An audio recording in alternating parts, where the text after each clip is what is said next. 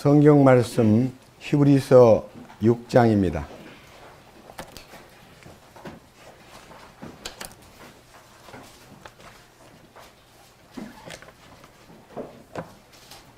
히브리서 6장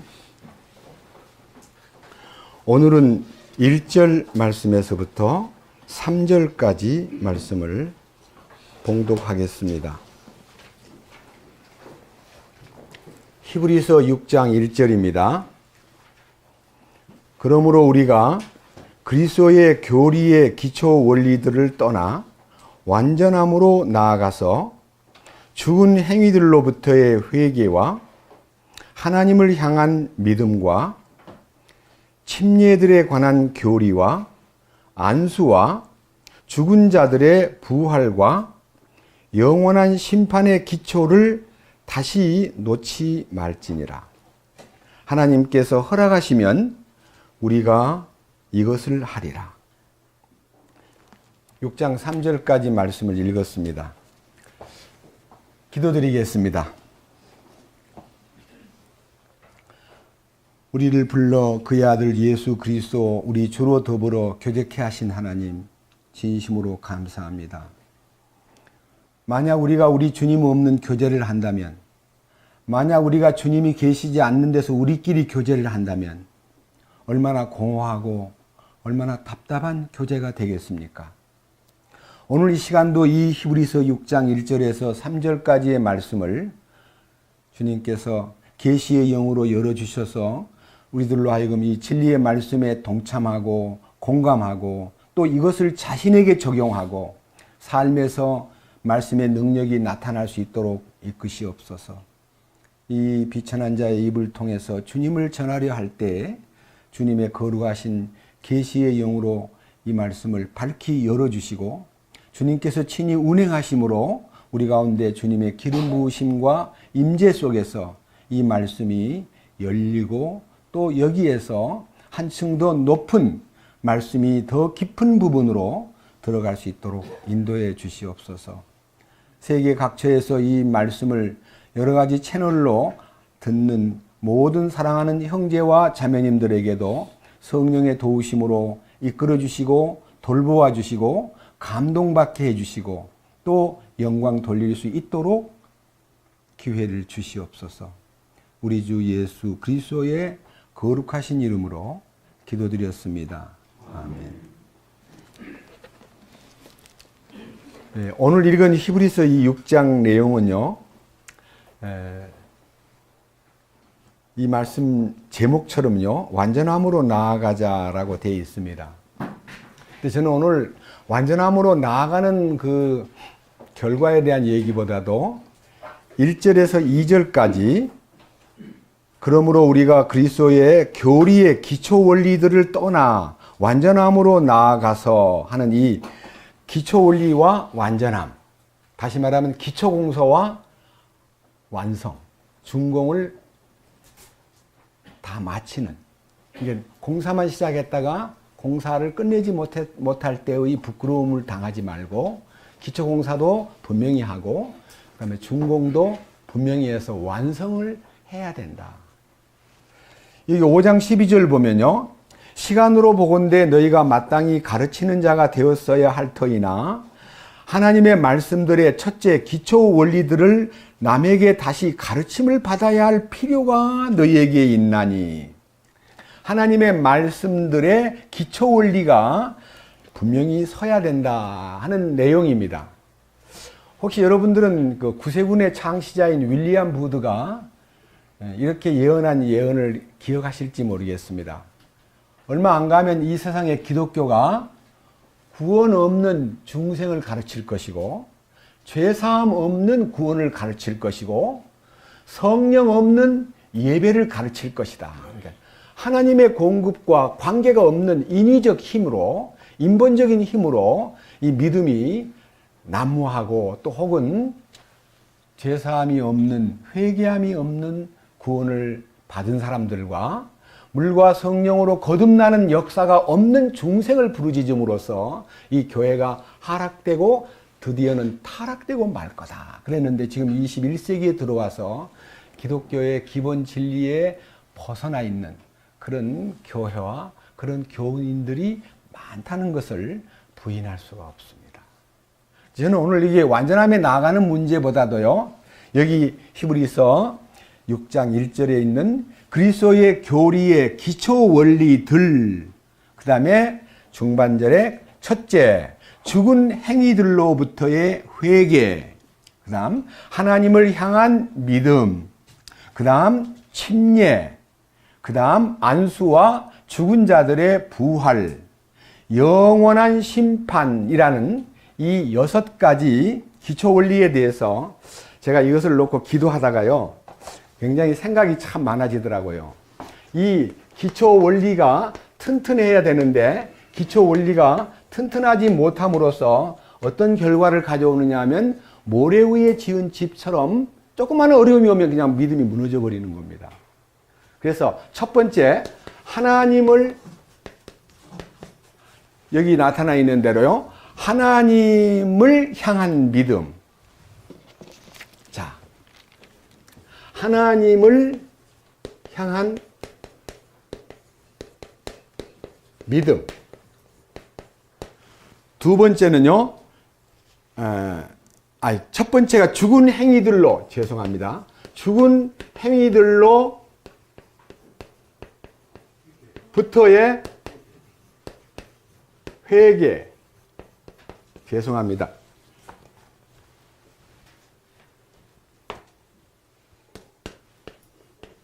세 번째는요, 침례들입니다. 세 번째는 안수. 네 번째는 죽은 자들의 부활. 죽은 자들의 부활. 마지막에는 영원한 심판. 이 6가지 교리를요, 제가 볼 때에 정립되지 않으면, 이게 바로 서지 않으면 뭐와 같은 거 아니에요? 여러분, 이 우리나라가요, 아주 짧은 시간, 1960년대부터 2017년 지금까지 한 5, 60년 기간 동안에요, 장족의 발전을 해서 이 개발도상국가에서요, 본이 되는 나라에 3만 불 시대에 돌입을 했습니다. 제가 어릴 때 우리나라 6.25 사변 났을 때 우리나라 GNP가 50불밖에 안 됐어요. 지금 3만 불 시대입니다. 그런데 이 나라가 양적으로는 팽창하고 돈은 많이 벌었는데 기초 질서, 기초의 기본법에 충실치 못함으로 아직도 선진국가의 이 돈, 끝으로는 돌입을 한 것 같은데 이 국민들의 기본 준법 정신이나 교통법규나 아주 간단한 이 일상생활에서 기본 법률에, 기초 법률에 충실치 못함으로 후진국가를 면치 못하고 있습니다. 지금 여기 와 계시는 사람들 중에서도 우리가 아는 대로는 이제 여러 가지 이제 제가 예증을 한번 들어서 얘기를 한번 해보겠습니다. 뭐냐면요, 여러분 운동을 할 때도요, 기본 기술, 기본적인 테크닉에 충실치 못한 사람은 못합니다. 그래서 어떤 고등학교를 졸업한 사람이 부모님의 강권에 의해서 골프를 배우려고 이제 골프장에 나갔는데 친구 보고 묻길, 너는 언제부터 했니? 그랬더니 나는 초등학교 1학년 때부터 했다는 거예요. 그러니까 초등학교 1학년 때부터 한 그 기본기가 충실한 사람하고 고등학생 때 가가지고 그 운동을 배운 애하고는요, 기본이 다르기 때문에 이 애가 집에 와가지고 아버지 안 되겠습니다. 내 친구는요 다 초등학교 때 했다는데 내가 이 고등학교 들어와가지고 이걸 한다니까 너무 힘듭니다. 그래서 포기한 얘기가 지난번 신문에 떴더라고요. 여러분, 중학교 때 영어 수학을 충실치 못하면요 고등학교 가가지고는 헤맵니다. 기본이 튼튼해야 분명히 그 다음 이제 실력이 붙는데, 중학교 때 수학 영어를 제대로 못한 사람이 고등학교 때 가서 막 머리를 싸매고 해도 여전히 어렵습니다. 그와 같이 우리의 신앙생활도 기초가 튼튼해야 되는데 이 기초가 사실은 반석이신 그리스도입니다. 반석 위에 집을 지은 집과 모래 위에 지은 집이 기초 문제인데 마태복음 7장에 있습니다.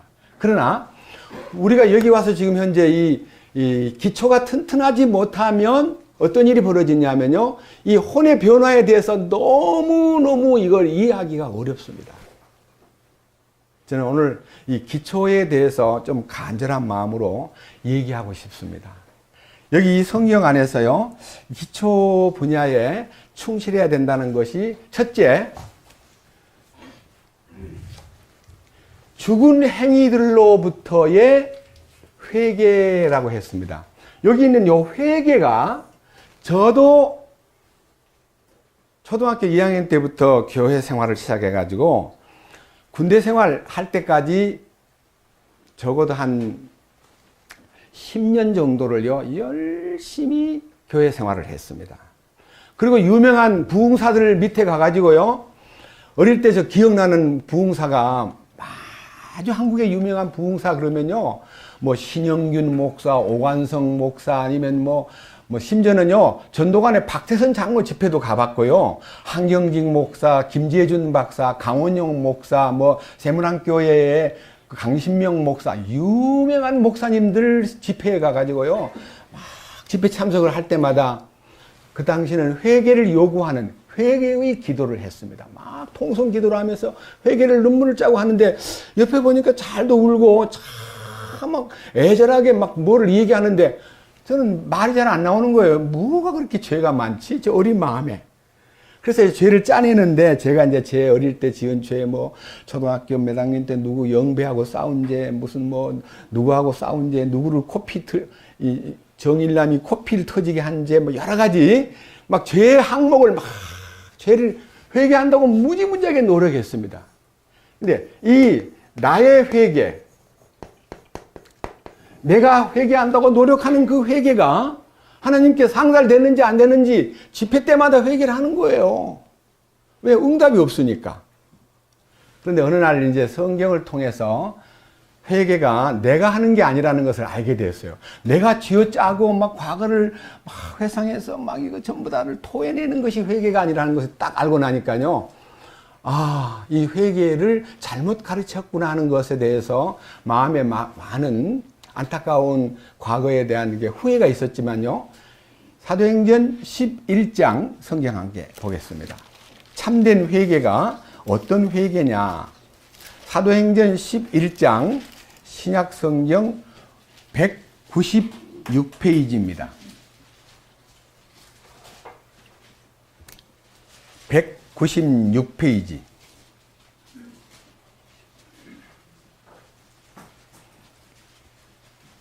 18절입니다. 사도행전 11장 18절. 그들이 이것들을 듣고는 잠잠하고 하나님께 영광을 돌리며 이르되, 그러면 하나님께서 이방인들에게도 생명에 이르는 회개를 주셨도다. 회개를 어떻게 해요? 내가 회개를 했다는 거예요? 주셨다는 거예요? 그러니까요, 하나님이 생명 얻는 회개. 이 생명 얻는 것이 뭡니까? 왜 우리가 생명을 얻어야 됩니까? 내가 죽었습니까? 그렇습니다. 한 사람으로 말미암아, 아담 한 사람이 범죄함으로 말미암아 모든 사람이 죄를 짓게 되었고, 아담 한 사람이 죄 속에 빠짐으로 모든 사람이 사망에 이르렀다고 하는 로마서 5장 12절에 증거해서 인간은 죽어서 난 사람이에요. 살긴 살았는데 껍데기만 살아있고 속에는 죽어 있는 거예요. 뭐가? 영이 죽어 있기 때문에 이 죽은 행실을 아무리 회개한다고 해도 그거는 하나님께 상달되지 않는 거예요. 어떻게 해야 회개입니까? 살아야 돼요. 사는 게 뭐예요?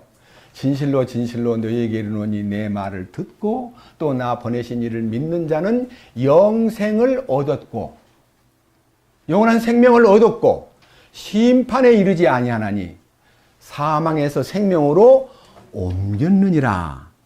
그것이 요한복음 5장 24절이고요. 요한복음 그 다음 25절에 진실로 진실로 너희에게 이르노니 죽은 자들이 하나님의 아들의 음성을 들을 때가 오나니 곧 이때라. 듣는 자는 살아나리라. 이게 사는 것이 회개다 이 말입니다. 이게 사는 걸 누가 살게 하냐면 살려주시는 분이 살게 하는 것이지 내가 용선다고 살아납니까? 무덤에 들어간 나사로가 막 얼마나 노력을 해야 부활을 합니까? 예수님이 살려주셔야 불러내고 나사로야 일어나라 하는 한마디 말씀에 살아나듯이 하나님의 말씀이 내게 나타날 때 생명을 얻게 되고 그 생명을 얻는 것이 죽은 행위로부터의 회개요. 생명 얻는 회개를 주셨다. 자, 또 한 장, 몇 장 넘겨서요. 로마서로 갑니다. 조금 뒤로 가가지고 로마서 2장.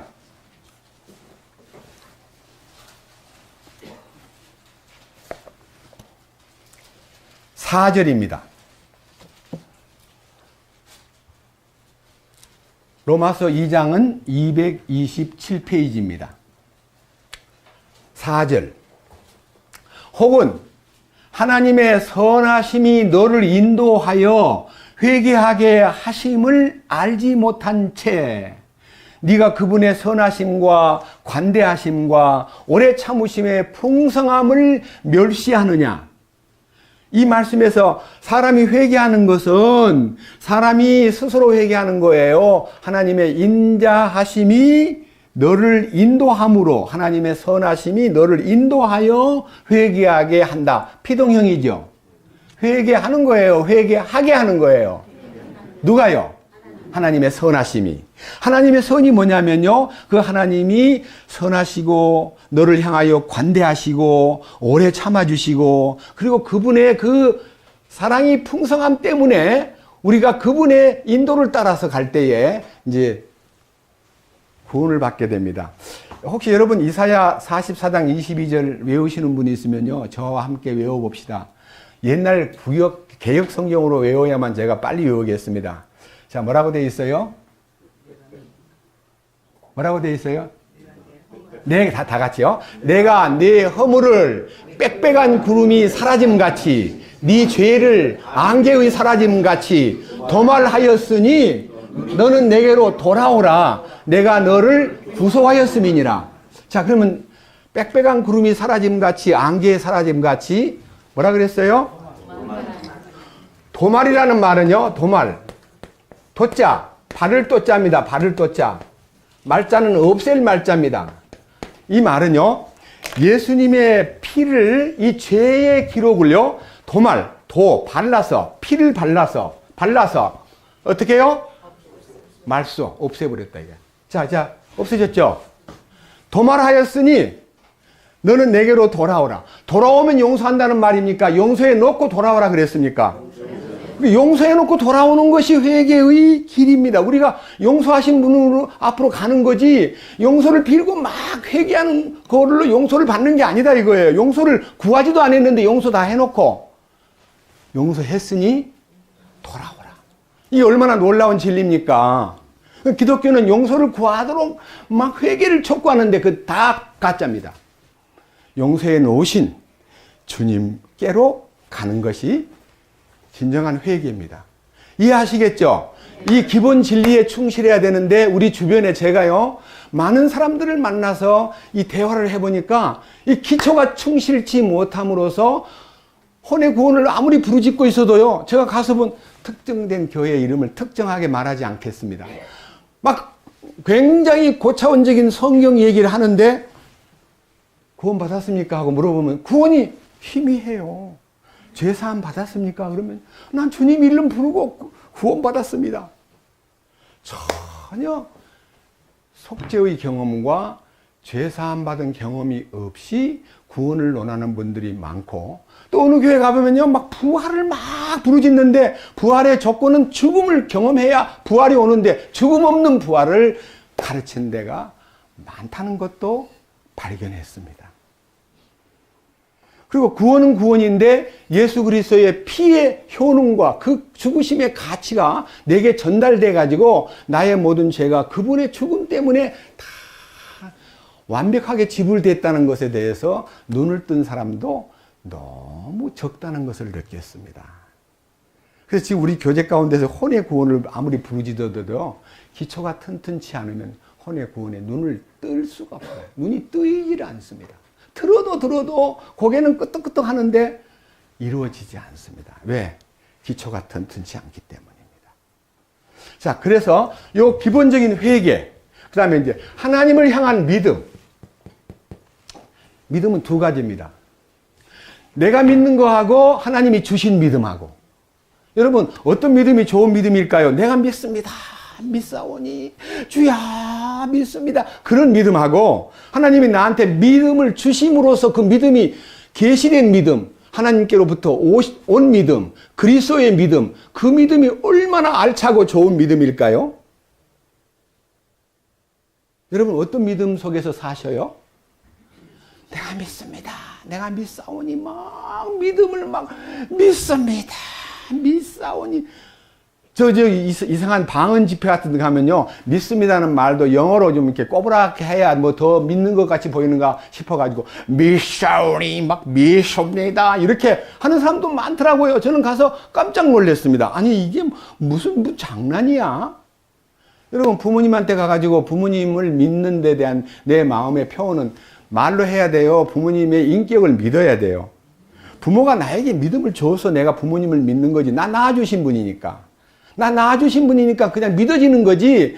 얼마나 부모님에게 믿습니다를 강조해야 부모가 좋아가지고 그래 네가 나를 믿는구나 알았다 그렇게 하겠습니까? 우리는요, 믿음이라는 것은요, 생명을 주신 그 하나님이 죽은 행위로부터 나를 살려주신 분에 대한 믿음이 그 속에서 이미 이루어졌기 때문에 그분을 향한 믿음이라는 것은요, 이 믿음이 우리한테 왔다는 증거를 또 한번 리트머스 종이에다가 딱 넣어서 색깔을 한번 구분해 볼까 싶습니다. 야고보서 2장 1절 한번 봅시다.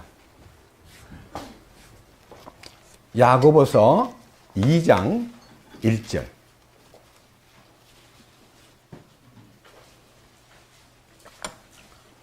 신약성경 348페이지입니다.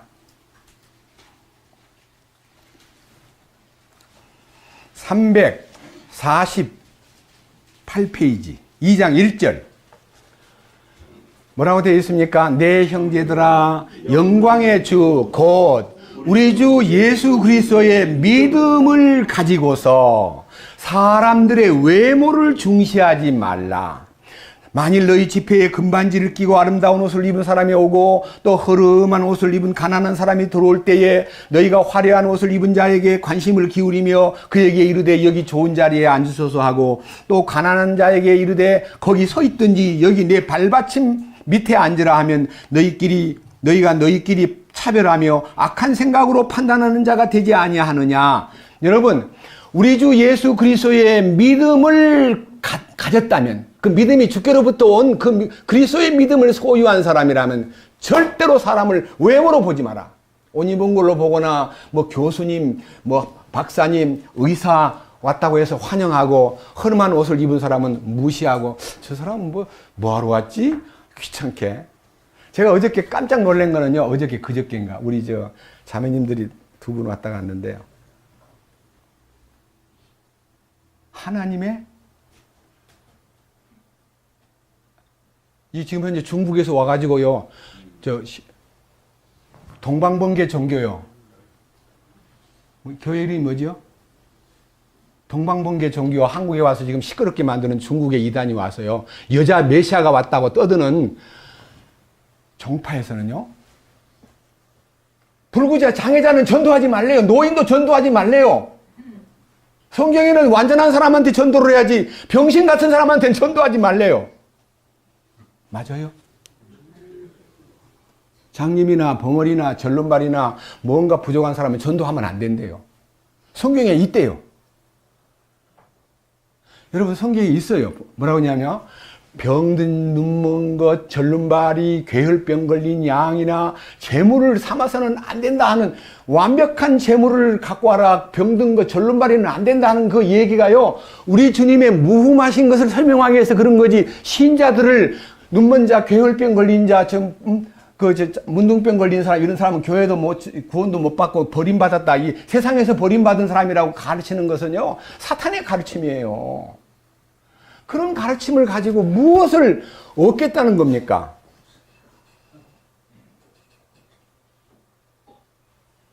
그리고 저도 전도할 때 어떤 분으로부터 저와 충고를 받았습니다.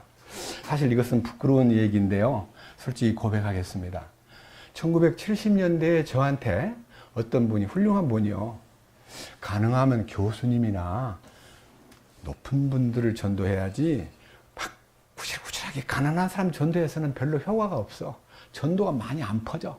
그러니까 교수님, 박사님, 훌륭한 사람들을 구원받게 하면 그 한 사람이 천을 얻는 것과 같아. 그래가지고 부자 전도하는 것에 몰두하라는 얘기를 들었습니다.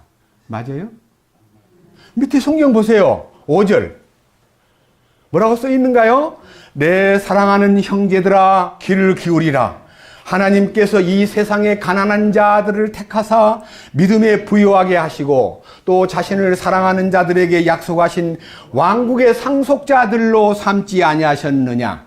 여기 계신 여러분, 한국에서 제일 잘난 사람만 여기 모였습니까? 제가 얼마만큼 서열에 들어가던 사람입니까? 정말 나 같은 비천한 자가 이 놀라운 주님의 왕국의 상속권자로 초대받았다는 데 대한 감사가 실제 마음속에서 이루어진 것에 대한 느낌이 있다면요, 늘 울어도 눈물로서 갚을 수가 없어요. 저도 이 놀라운 사실에 눈을 떴을 때 4년 넘도록요 눈물이 마르질 않더라고요. 나 같은 이 비천하고 형편없는 인간을 주님이 이렇게 특별한 방법으로 선택해 주셨구나. 주님 정말 감사합니다. 옛날 개역 성경을 제가 읽어보겠습니다. 야고보서 2장 1절. 영광의 주 곧 우리 주 예수 그리스도를 믿는 믿음을 너희가 받았으니 사람을 외모로 취하지 말라. 사람을 외모로 취하지 말라. 여러분들이 여러분 자신들이 우리 안에 와 있는 사람들을 늙었다. 아유 무식하게 보인다. 가난뱅이 같은 애. 아유 저 사람은 좀 이렇게 너무 좀 그래. 얘기하기가 싫으네. 이런 사람이 있습니까? 아니 교회 왔는데 교회 데리고 온 사람 보고 그 사람 왜 데리고 왔어? 그래서 왜요? 그 사람 말썽이 많은 사람이야. 아주 신경질이 심하고 그런 사람 우리 여기 교회 왜 데리고 왔어? 이런 분도 있대요. 목사님이. 이게 말이 됩니까? 중병일수록 치료받기가 좋고 주님 앞에 나오면 죄사함 받을 길이 오고 변화가 되는 길이 있는데 왜 그 사람을 데리고 왔냐고 말하는 사람 자기가 고치려고 그래요? 자기는 자기도 못 고쳐요. 주님이 고쳐주셔야만 되잖아요. 그래서 하나님을 죽은 행위로부터의 회개가 생명 얻는 회개고요. 하나님을 향한 믿음은 사람을 외모로 취하지 않습니다. 껍데기로 보지 않습니다. 물질로 평가하지 않습니다. 지식으로 평가하지 않습니다. 나이가 많다고 무시하는 거 아닙니다. 저도 나이가 많아요. 그래서 우리는 이 믿음의 기초가 분명히 서야 됩니다. 이 믿음이 어떤 믿음이어야 하는가요? 봅시다. 또 한 가지 리트머스 종이를 담궈 보겠습니다. 디모데후서 3장입니다. 앞으로 넘기셔가지고 디모데후서 3장은요 324페이지에 있습니다.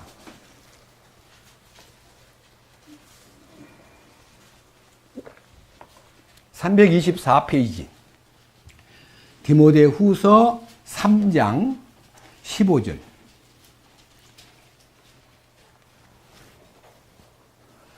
또 어린아이 때부터 네가 거룩한 성경 기록들을 알았나니.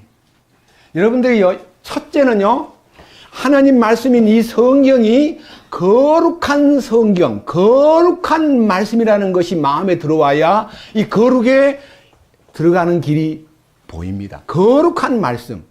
그래서요 경은 경인데 거룩한 경, 그래서 성경이라는 거예요. 거룩할 성자. Holy Bible, Holy. 거룩한 경전. 이 거룩한 말씀을 알고 나면 그것들은, 그런 거룩한 말씀들은 능히 너를 지혜롭게 하여, 그 다음 뭐라 그랬어요? 그리스도 예수님 안에 있는 믿음을 통해, 그 다음 뭐가 와요? 구원을 받게 되는 거예요. 그러니까요 그리스도 예수님 안에 있는 믿음이 우리를 구원시키는 겁니다. 그래서 이 그리스도 하나님을 향한 믿음이 우리를 구원받게 하고, 이 구원을 받는데 이 구원이 반쪽짜리 불완전한 구원, 2분의 1 구원이 아니라 완벽한 구원. 무슨 구원이냐면요 영의 구원을 받으면 혼의 구원을 받게 되는 것이 사실은 동시에 이루어진 건데, 이 동시에 이루어진 구원을 많은 성경학자들이 잘못 가르쳐가지고 반쪽만, 속죄받은 것만 가르쳐가지고 이 죄사함 받은 구원이 전부인 줄 알고 우리를 기만했습니다. 그리고 우리가 반쪽짜리 구원받고 침례를 받고 나니까 침례가 헷갈리는 거예요. 침례를 완벽하게 구원을 받고 침례를 받게 도와야 되는데, 저는 어릴 때 장로교에서요, 1963년도에 세례 받았습니다. 세례 받을 때 어떻게 받은 줄 아세요? 세례 문답 교육을 받았어요. 세례 문답 교육. 아니, 그리고 심지어는 유아 세례를 받아요. 유아 세례 받으신 분 맞죠? 여기 유아 세례 받으신 분이에요. 부모님이 애 데리고 와서 아무것도 모르는 애를 세례를 줘요. 그 세례 자신도요, 세례가 무슨 세례입니까? 침례여야지. 요단강에 가서 깊은 물에서 침례받고 물에서 올라왔다 그러는데 왜 물을 떠다가 머리에 적셔지고 그걸 끝냅니까? 몸을 다 담궈야 되는 거예요. 이 방법도 이 많은 칼빈에 의해서, 야, 그 숫자 많은데 어떻게 다 일일이 물에다 담그냐? 아니, 8,000명, 5,000명 한꺼번에 구원받을 때 아마 침례가 아니었을 거야. 물을 뿌렸을 거야. 그래가지고 침례를 인간 방법으로 세례라고 바꿔가지고요, 침례를 뿌리는 걸로 가는, 스프링글, 뿌리는 걸로 가는데 아닙니다. 잠기는 겁니다. 물에다가 잠그는 겁니다. 이 침례라고 하는 것은요, 엄청난 신앙 고백입니다. 사탄과의 결별을 알리는 것이고요, 자기 옛사람이 죽었다는 것에 대한 사망 선고고, 매장 허가를 맡아가지고 완전히 매장을 끝낸 것을 통해서 새 생명으로 나가는 발자국이 침례입니다. 근데 이런 정상적인 회개의 과정과 믿음의 과정과 침례의 과정과 또 이 안수의 과정은 제가 이따가 설명을 따로 하겠습니다. 안수의 과정과 부활의 소망, 이 부활은 두 가지 부활이 있습니다. 요한복음 5장에 뭐라고 되어 있습니까? 죽은 자들에게 두 가지 부활이 있으니 선을 행한 사람은 생명의 부활로, 악을 행한 사람은 심판의 부활로 나오리라. 여기서 생명의 부활과 그 다음에 심판의 부활, 이 심판의 부활은 정죄의 부활입니다.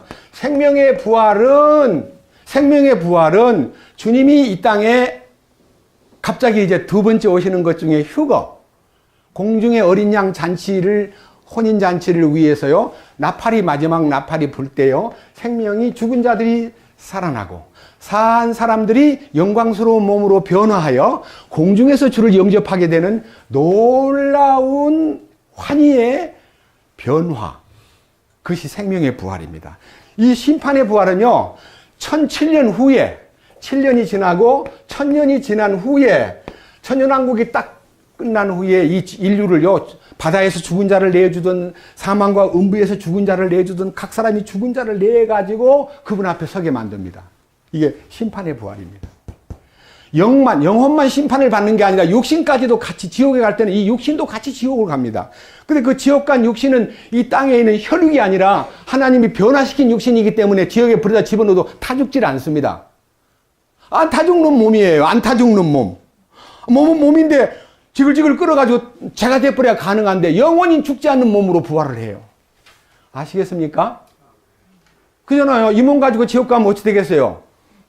타버리잖아요. 그냥 뜨거운 유황불에. 그러니까 그 놀라운 얘기가, 여기도 심판도요, 두 가지 심판이 있습니다. 하나는 하나님의 심판, 요한계시록 20장에 있는 하나님의 심판대, 백보자 심판. 하나는 그리스도인의 심판. 그리스도의 심판에 로마서 14장에 있는 그리스도의 심판대. 너희가 다 서야 된다. 어떤 말을 했든지 그 말에 대한 책임을 묻는 심판이 있고, 어떤 행동을 했든지 그 행동에 대한 책임을 묻는 심판이 있다. 그에 따라서요, 보상의 결정이 나는데, 말을 많이 한 사람은 저기 나와 있잖아요. 저기죠. 뭐라 그랬어요? 입을 지키는 사람은 생명을 보존하고, 말이 많은 사람은 필연코 망한다. 말이 많은 사람은 망하는 거예요. 구원 받아도. 말 많이 하지 마세요. 내 입술의 문을 지켜달라고 말하세요. 주여 파수꾼을 내 입 앞에 세워주세요라고 기도하세요. 시편 141편 3절에 있습니다. 말을 썸벅썸벅 하는 거 좋은 거 아닙니다. 말을 누가 해야 되냐면 주인이신 주님이 하게 만들어야 말을 하는 거지. 왜 네 마음대로 말을 하냐? 네가 뭔데? 네가 뭐 잘났다고 말을 함부로 하냐? 조심해야 됩니다.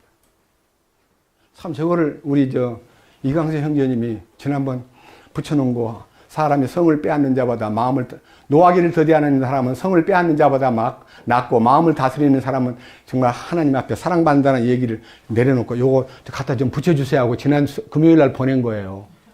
오늘 설교하고 또 딱 맞네. 네. 입을 지키는 자는 생명을 보존하고, 말이 많은 사람은 필연코 패망한다. 아시겠어요? 말 많이 하지 마세요. 입이 달렸다고 내 입 아니에요.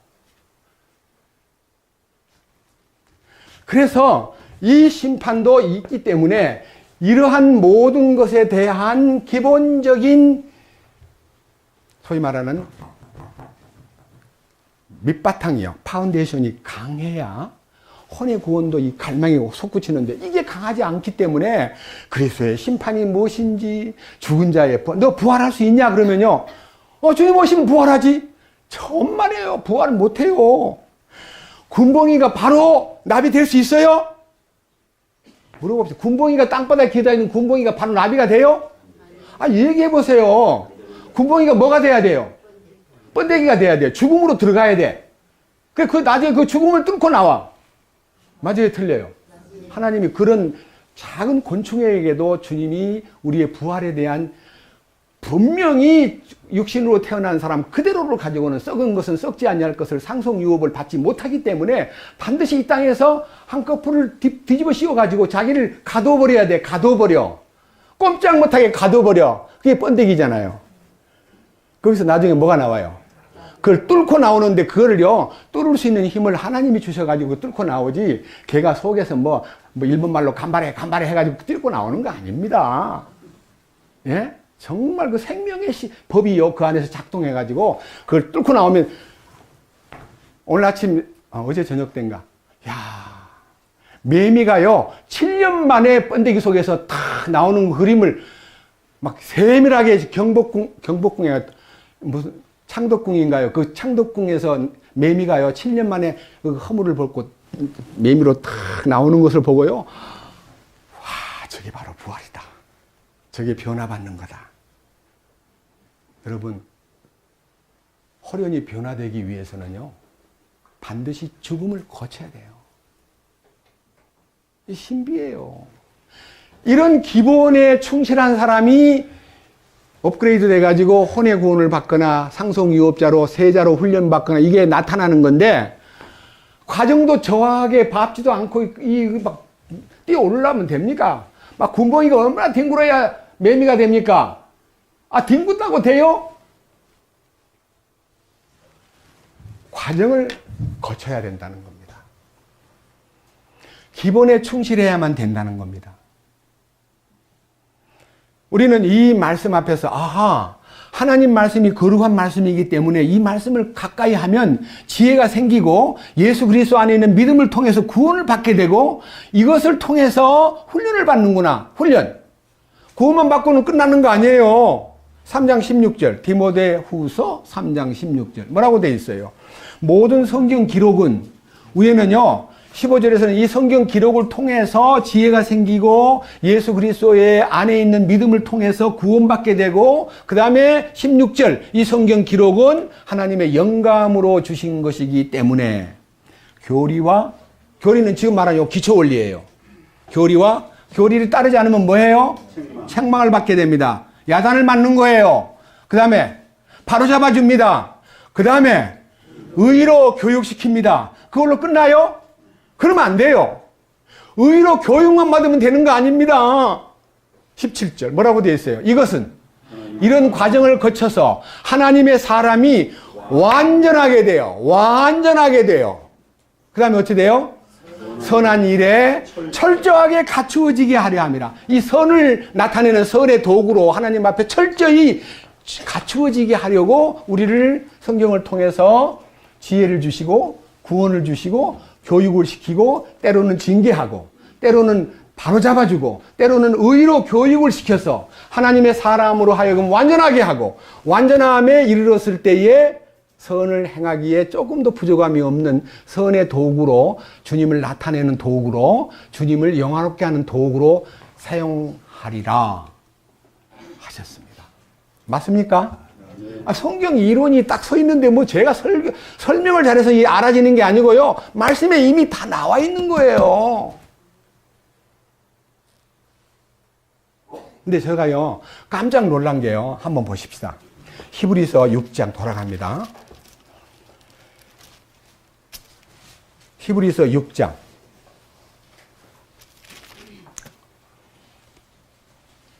다시 1절부터 읽습니다. 그러므로 우리가 그리스도의 교리의 기초 원리들을 떠나 완전함으로 나아가서 죽은 행위들로부터의 회개와 하나님을 향한 믿음과 침례들에 관한 교리와 안수와 죽은 자들의 부활과 영원한 심판의 기초를 다시 놓지 말지니라. 하나님께서 허락하시면 우리가 이것을 하리라. 하나님께서 허락하시면 우리가 이것을 하리라. 자, 그런데요, 제가 다니던 옛날 이 복음주의 교회 가운데서요, 그냥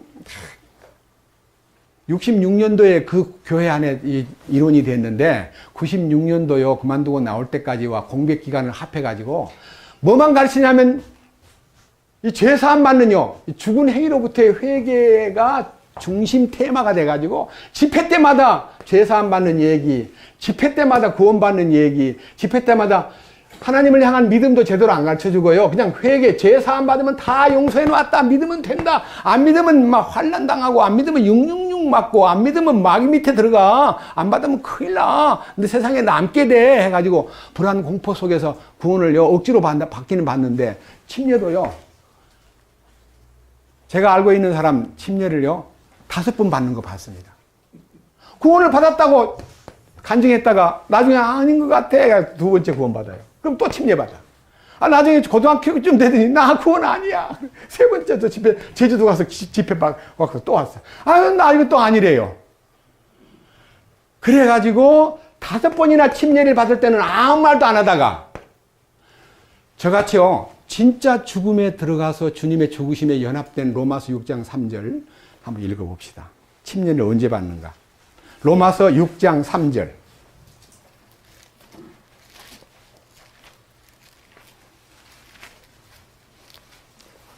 신약성경 232페이지 6장 3절. 예수 그리스도 안으로 침례를 받은 우리가 다 그분의 죽음 안으로 침례를 받은 줄을 너희가 알지 못하느냐. 예수님 안으로 받는 침례는요 그분의 죽으심 안으로 침례를 받는 거다. 그거 네 알아? 네가 침례를 받았다면 그분의 죽음 안으로 들어갔어? 이렇게 묻는 거예요. 그 다음 4절. 그러므로 우리가 죽음 안으로 침례를 받아 그분과 함께 묻혔나니, 그분과 함께 죽었다는 것이 발견되면 그분과 함께 묻혀야 되고, 그분과 함께 묻힌 사람은 아버지 영광을 통하여 죽은 자들로부터 일으켜진 것 같이, 부활하신 것 같이 우리도 생명의 새로움 속에서 걷게 하려 함이라. 생명의 새로움 속에서 걷기 위해서 침례를 통해서 물에서 올라오는 순간 생명의 새로움 속에서 걷는 놀라운 축복이 나타나는 거예요. 변화된 모습이 나타나는 거예요. 근데 저는 침례 받고 30년 넘도록 변화가 없는 거예요. 내 속에. 여전히 야심이 있고, 여전히 욕심이 보글보글 끓고, 시기 질투하고, 여전히 미운 사람 밉고, 싫은 사람은 이상하게 싫고, 좋은 사람은 좋고, 세상 사람하고 똑같은 죄를 볼 때요, 나는 변화가 안 됐다. 이게 뭐냐? 이 고민이요, 정말 너무너무 심해가지고, 어떤 분이 이제 2번 은혜를 강조하다 보니까 어떤 분이 개인적으로 와서 서영재님은 2번 은혜 받았습니까? 그랬더니 그래 받았지. 그러니까 내가 전도하는 거야. 받았다 그랬어요. 거짓말로. 나 속에서는 주님의 2번째 은혜인 혼의 구원에 대한 놀라운 축복을 받지도 안 해놓고 받았다고 거짓말하고요. 저를 이렇게 싸고 도니까 위선자가 될 수밖에 없어요. 위선자. 성경에 있는 이 위선자라는 위. 이거 보세요. 요 사람 인변에 하위. 요게요. 사람 더하기. 이거 뭐야? 하는 거. 사람이 하는 거 뭐예요? 거짓. 하문이요. 참, 이 셈 계통의 우랄 알타이어를 쓰는 족속들에 속한. 그러니까요. 우랄 알타이 강을 건너가지고 족속된 한족이나 우리 조선족이나 일본 족속들이나 다 같은 종자예요. 셈족. 근데 그 셈은요, 셈의 하나님이 나타나가지고 아브라함을 통해서 퍼뜨려진 이스라엘과 같은 종자니까요. 이스라엘도 셈족이에요. 야벳 족속은 서쪽으로 가가지고 이 백인, 또 유럽과 미국을 형성한 족속들이 야벳 족속이고, 남쪽으로 내려가가지고 만든 가인의 후손, 가인이란다. 함의 후손, 그게 아프리카 족속들이에요. 그런데 우리는 영향을 받아가지고 에덴 동산 얘기를 다 들었기 때문에 그 에덴 동산에서 이루어진 얘기가요, 너무너무 이 문자 속에 다 들어있어요. 문자 속에. 그러니까요, 중국의 한문을 제대로만 공부하면 저는요, 중국 가서 어떤 왕이 선생님이라는 분하고 전도할 때 한문 몇 개만 딱 소개했더니 그냥 깜짝 놀라면서 성경을 관심을 갖고 대들더라고요. 관심을 갖고 말씀을 듣겠다고 딱 해서 구원을 받는 걸 봤습니다. 한문 속에 성경이 들어있습니다. 간단한 얘기 보세요. 간단한 얘기. 노아 홍수 얘기입니다. 노아 홍수 얘기. 자, 노아 방주를 노아가 배 만든 거 맞지요? 배는 배가 있는데요. 작은 배는 요 배주자예요. 요 작은 배. 큰 배는 배 기선선자인데 8명의 식구를 태웠어요. 그럼 뭐예요? 방주가 기선선자예요. 여기서 8명을 태운 배. 맞아요? 안 맞아요? 어떻게 8명을 태웠다는 거야? 어떻게 알아요? 성경에 있잖아요.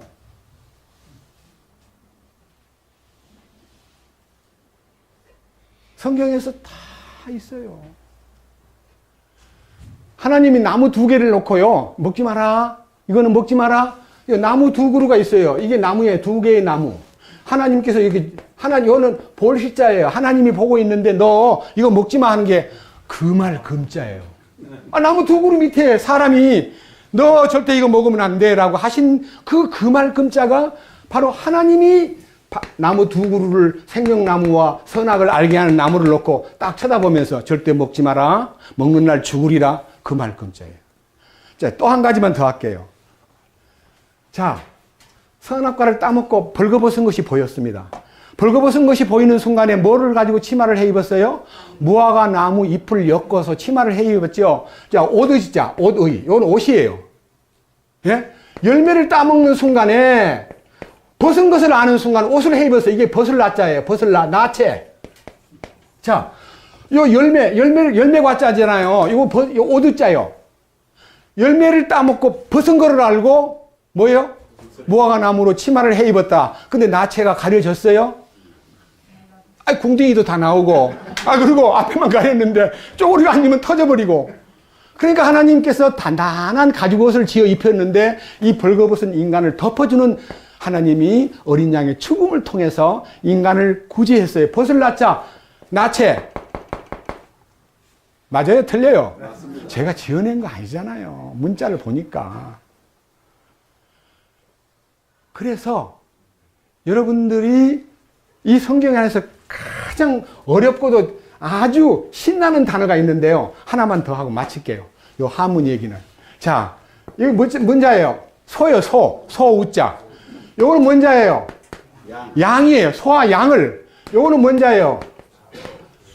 빼어난 거. 제일 좋은 거. 요거는 뭔자예요? 죽일 살자. 죽이라는 거예요. 소나 양을 그 중에서 빼어난 것을 잡아다가 죽여라. 그러면 뭐가 돼요? 희생제물이 되는 거예요. 성경 맞아요? 틀려요?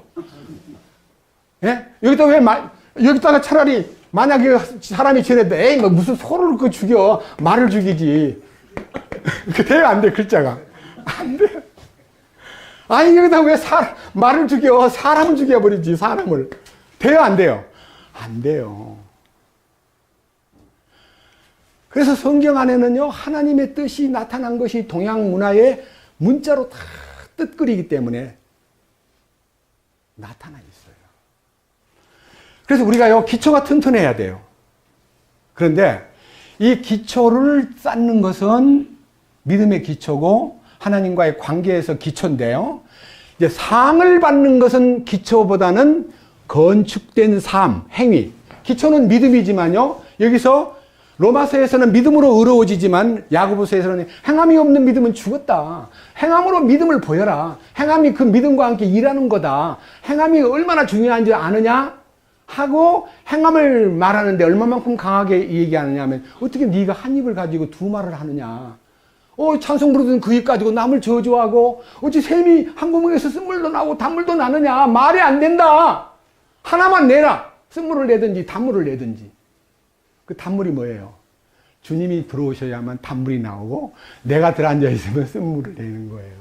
그럼 나하고 주님하고 동거해야 돼요? 나가 사라져야 돼요? 나를 지워버려야 돼요. 나를 없애는 방법은 십자가예요. 나를 없애는 거예요. 나를 완전히 지워버리는 거예요. 십자가의 능력이. 이게 하나님의 처방인데 그 처방을 왜 여러분이 선택하려고 그럽니까? 의사 선생님이 처방을 내가지고 약국 가서 약지라니까 자기가 갖고 가다 말고 이 알이 너무 많네. 4알 먹으라고. 아니야. 2알만 먹으면 되겠지.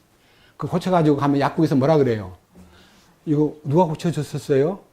제가 고쳤습니다. 이 양반이 미친 사람이네.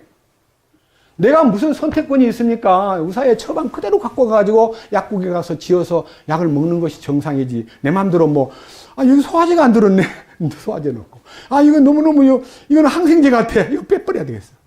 돼요, 안 돼요? 왜 하나님의 처방을 왜 내가 고쳐요?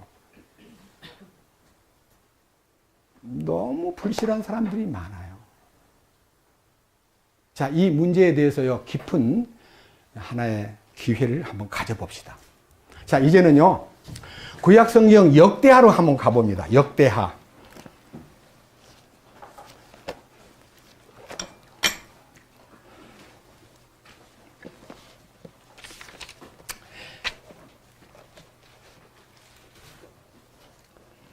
역대하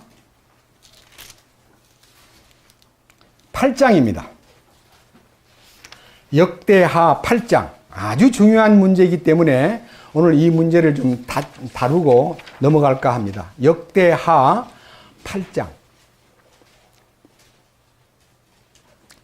찾았습니까? 568페이지입니다. 역대하 8장 16절. 자세히 보세요. 주의 집에 기초를 쌓던 날부터 그 집이 완성될 때까지 이제 솔로몬의 모든 일이 예비되었으므로 이처럼 주의 집이 완전하게 되니라. 여기에 기초를 쌓는다. 완성된다. 주의 집이 완전하게 되었다. 여러분, 우리는 하나님의 성전입니다. 예수님이 하나님의 성전이셨습니다. 옛날에는 모형으로서 성전이 건물로 나타났다가 예수님이 오시자마자 이 성전을 헐라. 내가 사흘 동안에 일으켜 세우겠다 그랬더니 어머, 이 성전은 46년 걸려서 지은 집이야. 니 미쳤어? 사흘 만에 지어? 저런 미친놈이 어디가 있냐 그래가지고 빌라도 앞에 가서 막 고소를 할 때 저자는 미친놈입니다. 46년 걸린 성전을 사흘 만에 짓는다고 그럽디다. 저런 미친놈을 죽여버려야 됩니다 하고 막 비난하고 심지어는 십자가에 못 박아놓고 밑에서 성전을 헐고 사흘에 짓는 자요. 한번 뛰어내려봐. 그럼 믿겠어? 조롱했습니다. 근데 예수님이 사흘 만에 부활했습니다. 뭐라 그랬어요? 성전된 자기 몸을 가리켜 말씀하신 것이다. 그랬습니다. 예수님이 성전입니다. 근데 우리가 고린도서 3장 16절이나 6장 19절에 우리가 누구예요? 하나님의 성전이잖아요. 왜? 그분의 몸에 연합이 돼야 성전되는 거예요. 그냥 별개로 성전되는 거 아닙니다. 주님의 머리 되심만으로 내가 연합이 될 때에 성전이 되는데 그 몸 안에 들어가기 위해서는 반드시 과정이 필요합니다. 그 중에서 침례들 가운데요.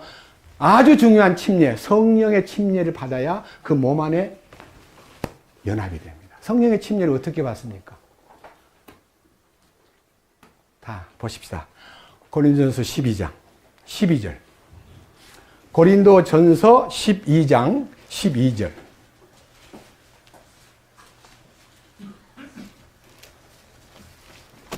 신약성경 고린도전서 12장 12절.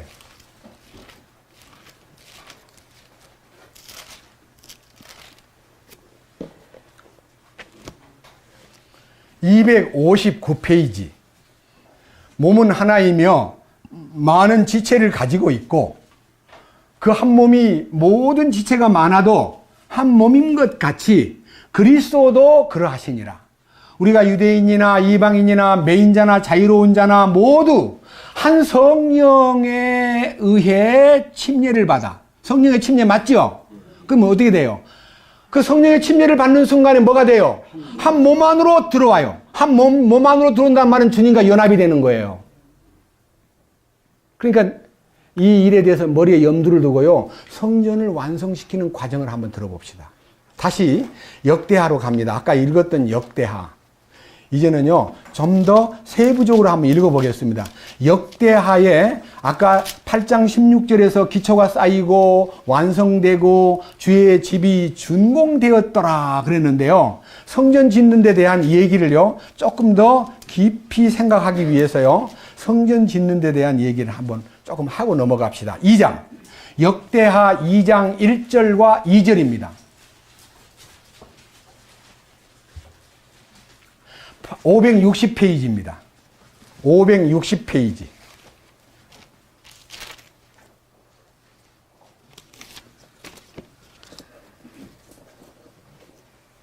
너무 신나는 얘기인데요. 한번 들어보셔요. 2장 1절. 솔로몬이 주의 이름을 위하여 집을 건축하고 자기의 왕권을 위해 집을 건축할 것을 결심하니라. 솔로몬이 집 나르는 자, 짐꾼 7만 명을 뽑고 돌 다듬는 자 8만 명을 뽑고 그들을 감독할 자 3,600명을 뽑으니라. 와, 여러분 얼마나 큰 공사이기에 짐꾼을 7만 명, 돌 다듬는 석공을 몇만 명? 8,000명도 아니고.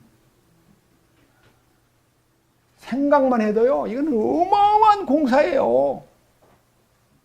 저는요, 7만 명과 8만 명 이 두 숫자에 의미를 둡니다. 그렇습니다. 주님은 주님께서 자기의 성전을 짓기 위해서요, 예수님이라는 분은 인간 전부를 합해도요, 비교할 수 없는 분입니다. 짐꾼 7만 명, 돌라 다듬는 사람 8만 명, 감독자 3,600명 그런 거 안 보태도요. 그거 다 보태도 70만 명이 아니라 700만 명, 7천만 명 보태도 예수님하고 비길 수가 없습니다. 근데 그분이 십자가에서 모든 일을 마치셨습니다. 준공했어요, 그분이. 준공에 대한 얘기를 한번 봅시다. 넘겨보세요. 자, 이제 솔로몬이 이제 준공을 다 하고 난 다음에 이렇게 기도합니다. 자, 6장 4절. 이제 솔로몬 성전 짓는 과정은요, 그냥 넘어가고 준공식이 딱 시작됩니다. 자, 6장 4절. 솔로몬이 말합니다. 주여, 이스라엘의 하나님을 찬송합니다.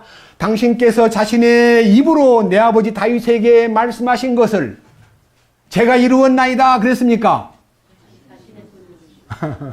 똑똑히 좀 보세요. 하나님이 말씀하신 것을 하나님이 이루신 거 맞지 않아요? 예? 15절 또 봅니다. 뭐라고 되어 있는가?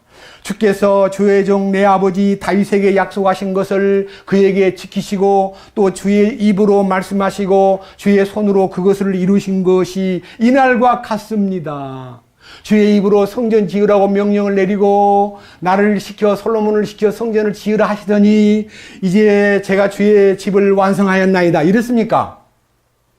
말씀하신 것을 주의 손으로 이루신 것이 이날과 같습니다. 예? 그리고 성전을 왜 지었어요? 성전 지은 목적이 있습니다. 20절. 주께서 전에 말씀하사 친히 주의 이름을 두리라고 계신 곳, 두리라고 하신 곳, 즉 이 집을 향해 밤낮으로 주의 눈을 여시고 주의 종이 이곳을 향해 기도하는 기도에 귀를 기울이소서. 그런즉 주의 종과 주의 백성이 이스라엘이 이곳을 향해 간구할 때에 주께서 그들의 간구에 귀를 기울이시며 주의 거처에서부터 곧 하늘에서부터 들으시고 들으실 때에 용서하여 주옵소서. 두 가지입니다. 하나는 그분의 이름을 두었습니다. 여러분, 예수님께서요, 자기 이름으로 기도하고 자기 이름으로 무엇이든지 구하고 자기 이름으로 무엇이든지 행하라고 말에나 일에나 다 주 예수의 이름으로 하라고 명을 내렸는데 베드로가 성령이 충만됐을 때 예수의 이름으로 걸어라. 예수의 이름이 높여지는 것을 보았더라. 예수의 이름을 찬양하니라. 우리는 그 이름을 부르는 사람이 되었습니다. 그 이름 속에요, 모든 신비가 다 들어있습니다. 그리고 그분을 이름이 있는 곳에 그분이 시선을 두고 계시기 때문에 우리가 그분을 바라만 보면, 지금요, 이 성경을 읽다가요, 여기 감동받은 마호멧이요, 이슬람교를 만들 때 경전에다가 메카를 향하여 기도하라. 집중해서 그곳을 향하여 기도하라. 그러다 보니까요, 이 이슬람 계통의 아랍 사람들은요, 전부 다 요 나침판을 갖고 다녀요. 메카가 있는 방향으로 딱 표시를 해놨어요. 비행기 타고 가든 무슨 여행을 하든 딱 놓기만 놓으면은 방향이 딱 메카가 있는 방향이 보여요. 그럼 거기다가 방석을 깔고 기도합니다. 그러니까요, 비행기 타고 가다가도 기도 시간 되면 뭐라 그래? 카페 깔아놓고 기도해요. 모두 그렇게 하고 있어요. 이스라엘도 그렇게 했어요. 다니엘이 예루살렘을 향해 문을 열고 하루에 3번씩 기도했어요. 우리는 그렇게 안 해도 돼요. 주님은 만유에 충만하신 분이기 때문에 그 이름 안에만 들어가면 그렇게 뭐 방향을 정해가지고 동쪽이냐 서쪽이냐 뭐 어느 나침판 대고 어느 쪽이냐 안 물어도요. 주님의 임재가 넘치기 때문에 우리는 주님 이름 안에서 기도하면 주님이 우리를 지켜보고 인도하시고 기도를 들으신다 그랬어요. 어떻게 하면 주님 이름만 부르면. 우리가 더 좋아요? 이슬람 교도들이 더 좋아요?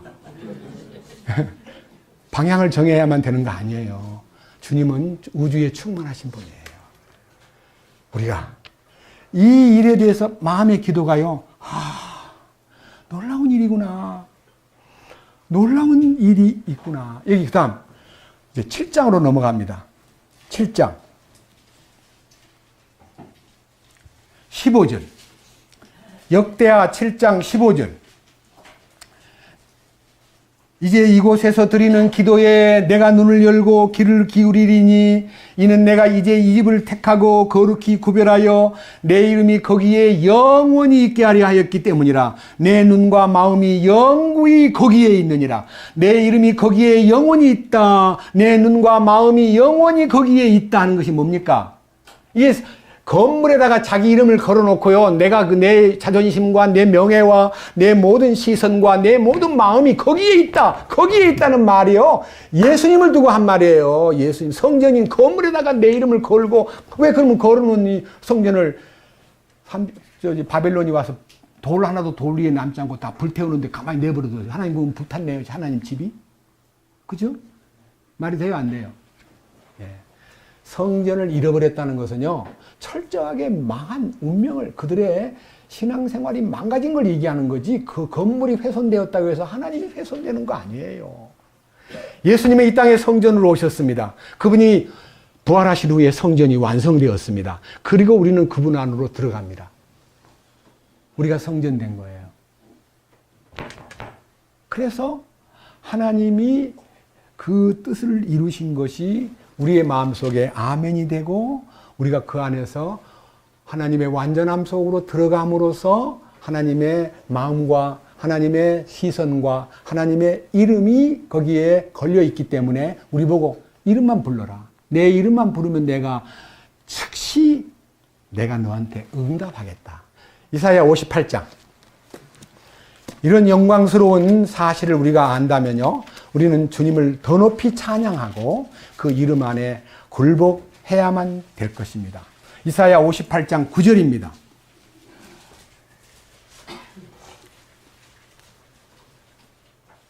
찾았습니까? 이사야 58장 9절. 그때 네가 부르면 주가 응답하겠고 네가 부르짖으면 그가 이르기를 내가 여기 있다 하리라. 그러니까 주님이 자기를 알려줘요, 안 알려줘요? 내가 여기 있어. 왜 불렀어? 그런데 아까 이런 모든 것 중에서 주님이 하나님의 성전은 거룩하니 너희들도 거룩하라. 네가 만일 성전을 더럽히면 하나님은 그 사람을 멸하시리라. 하나님이 가만 안 둔다는 거예요. 굉장히 중요한 얘기예요.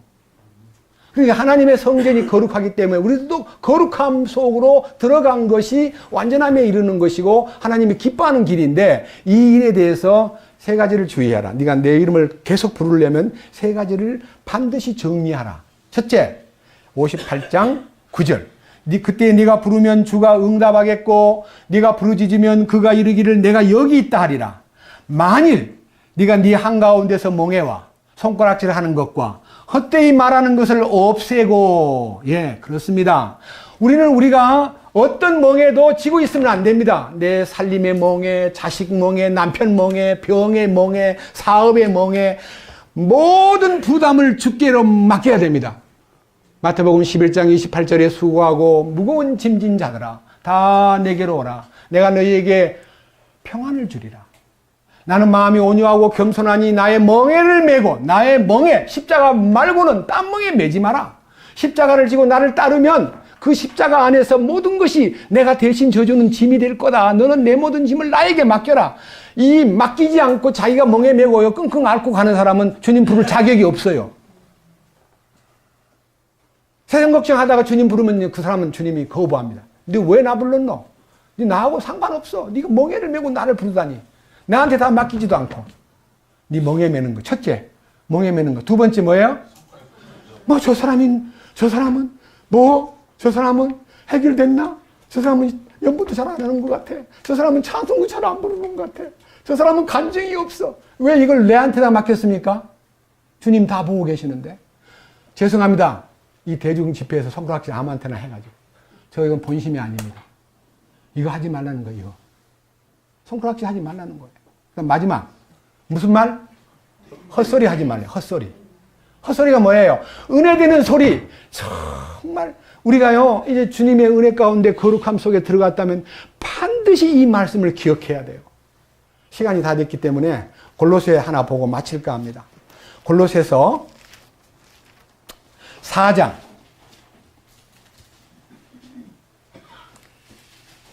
6절 같이 읽고 마치겠습니다. 다 같이요. 골로새서는 306페이지 4장 6절 다 같이요. 너희 말을 소금으로 간 맞추어 항상 은혜롭게 하라. 그리하면 너희가 각 사람에게 어떻게 마땅히 대답해야 할지 알게 되리라. 소금으로 간 맞추는 게 뭐예요? 예? 소금의 특징을 여러분 아십니까? 뻣뻣한 배추를요 소금만 딱 뿌리면 어찌 돼요? 숨이 죽죠? 너 숨이 죽어야 돼. 첫째, 너 숨이 죽어야 돼. 그래야 맛있는 김치가 돼. 소금 안 뿌리고 김치 담그면 돼요, 안 돼요? 음식에 넣고 소금 뿌리면 뭐가 나와요? 맛이 나잖아요. 근데 맛이 나는데 우리가 이야 소금 맛 좋다 이럽니까? 안 그러잖아요. 소금은 넣고 말이 없어요. 정말 곰탕 맛있네. 곰탕을요 소금 안 치고 먹으면 맛이 없어요. 근데 소금을 딱 적당히 뿌리고 난 다음에 맛이 곰탕 맛 좋다 그러지 소금 맛 좋다 그럽니까? 남을 돋보이게 하고 자기는 숨어버리는 게 소금이에요. 우리 주님의 인품이에요. 제발 네 말을 항상 소금으로 간을 맞춰가지고 다른 사람에게 은혜가 되게 하고 항상 마땅히 대답할 것을 주님께서 알게 해주는 것을 따라 말하라. 말 함부로 하지 말라는 거예요. 그래야 주님 부르는 것이 효능을 발휘하는 거예요. 오늘 여기까지만 하고요. 다음 시간에도 이제 히브리서 6장 1절로 3절까지 말씀을 이어가겠습니다. 주님을 찬양합니다. 감사합니다. 주님 감사합니다. 오늘은 우리가 그리스도의 도의 초보를 버리고 완전한 대로 나가라 하신 말씀의 중요한 초보에 대해서 기초가 얼마나 중요하다는 것을 생각해 보았습니다. 우리로 하여금 정말 주님이 우리에게 주신 그 기초 속에 우리 자신을 세우고 우리 주님이 주시는 거룩한 행위를 주님의 능력으로 이루어낼 수 있도록 이끄시옵소서. 오늘도 이 말씀을 통해서 우리가 감동이 되고 주님 뜻을 따르는데 더 깊은 촉매제가 되도록 이끄시옵소서. 우리 주 예수 그리스도의 거룩하신 이름으로 기도드렸습니다. 아멘.